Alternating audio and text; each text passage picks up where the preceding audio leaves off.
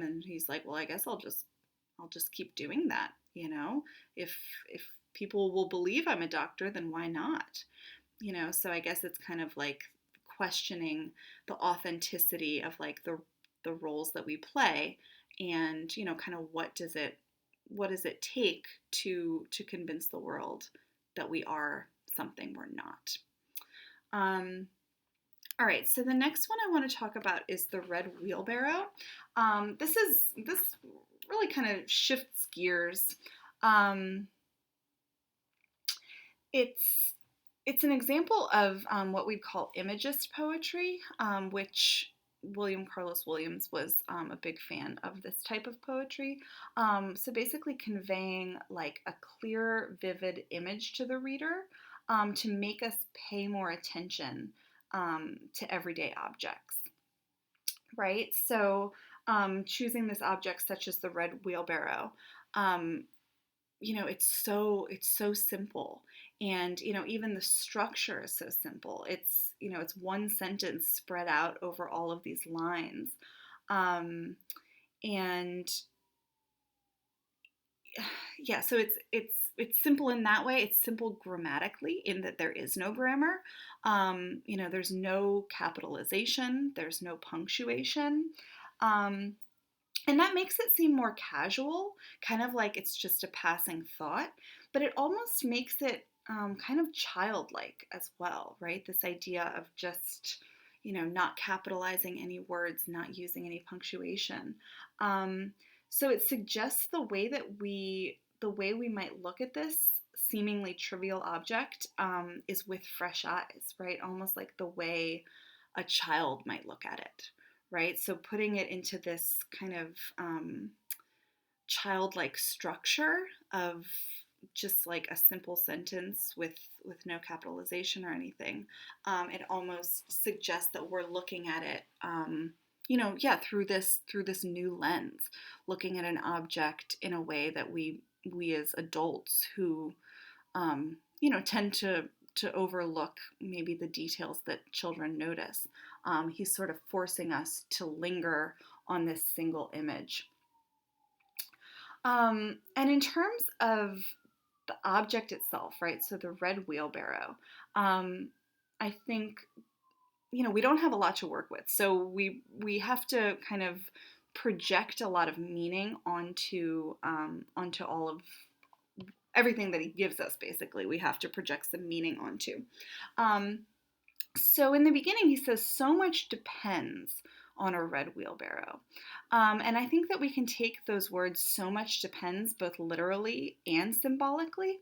So literally, so much could depend on a wheelbarrow if it was used for farming, in which case, like, the family's livelihood would rely on it. So we could see those first lines as kind of representative of survival, if if farming and agriculture was a means of survival. Um, or it could just be assigning significance to even the most trivial of objects, right? So much depends on the red wheelbarrow. Even this seemingly insignificant thing is given importance here. And it shows how important each seemingly mundane aspect of life is, right? So even just like a red wheelbarrow sitting in the yard unused, with rain on it, obviously could be seen as just a completely trivial thing. But it shows the way that like every single detail matters, right? It all comes together to create the world that we live in. So no one thing is more objectively important than another thing. Um, let's see. And then if we look at this line here, glazed with rainwater. So clearly we have this wheelbarrow that has been left out in the rain, so it's not being used. And so that kind of also hints at the idea of it being taken for granted. So maybe he's showing the way that we do kind of take things for granted, right? We don't stop to notice beauty, or we don't stop to notice significance of things. And, that's kind of what Imagist poetry does. It forces us to kind of adjust our perception. Something inconsequential can be assigned deeper meaning if we just focus our attention onto it, right? So all the things that we overlook and take for granted, if we stop and pay attention to them, it kind of assigns them deeper significance. Um, and you'll see how, again, there's no punctuation, so there's not really an end to the poem. So it of course suggests a rejection of grammatical and poetic conventions. Um, right, which he pretty routinely does, not having any set meter, not having just kind of the poetic traditions that we often look for. But it also kind of suggests that this meditation could go on, right? That any object can be examined in this way, right? So first we're looking at the wheelbarrow, and then the focus kind of shifts to the white chickens. And it's almost like ending on an ellipsis, right? This idea of like, and then what? First maybe we'll meditate on the chickens, and then what will we meditate on next? This can be applied to anything in our world if we just like kind of take the time to do that. And the white chickens, again, he's breaking things down into their most simple, basic elements, right? The red wheelbarrow, the white chickens, they're all kind of objects of this meditation. And the fact that here, even the word wheelbarrow is broken up here, so it, I mean, I'm not really sure what the aim there is, but it seems like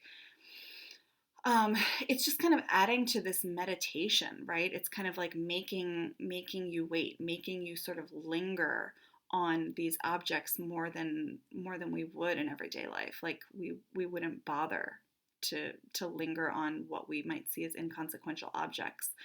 So here it's almost like this moment of suspense. So much depends on a red wheel barrow, right? So like you have to stick with it in order to get his complete thought. And yeah, so it just kind of continues on with that sort of like that meditative vibe. Um, all right, I think that's everything for the red wheelbarrow, and now we have This Is Just to Say.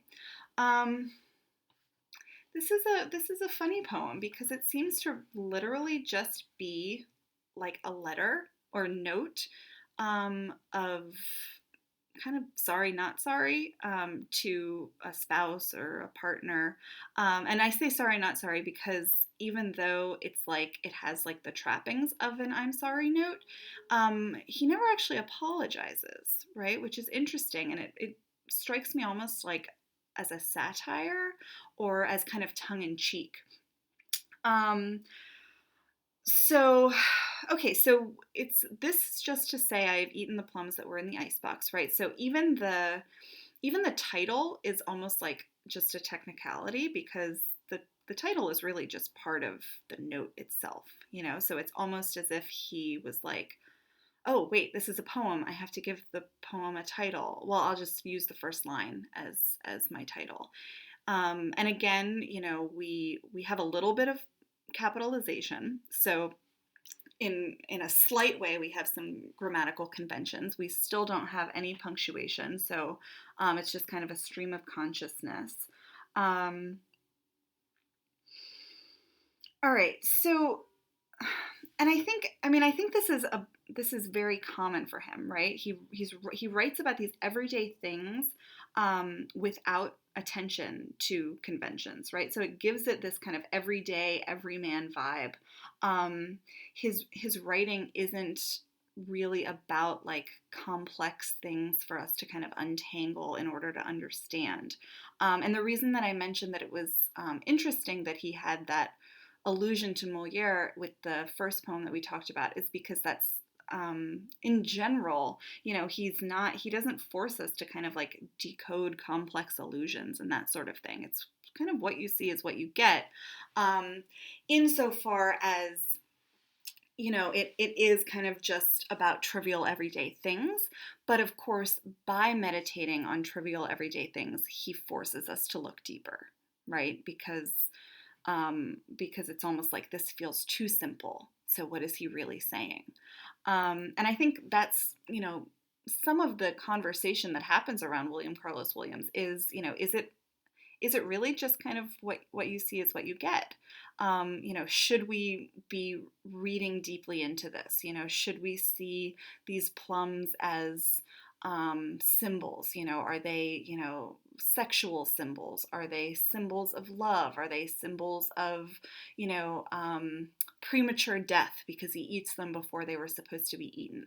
There's all of these kind of deeper meanings that we can assign, but a lot of interpretation of William Carlos Williams is really that it is kind of what you see is what you get.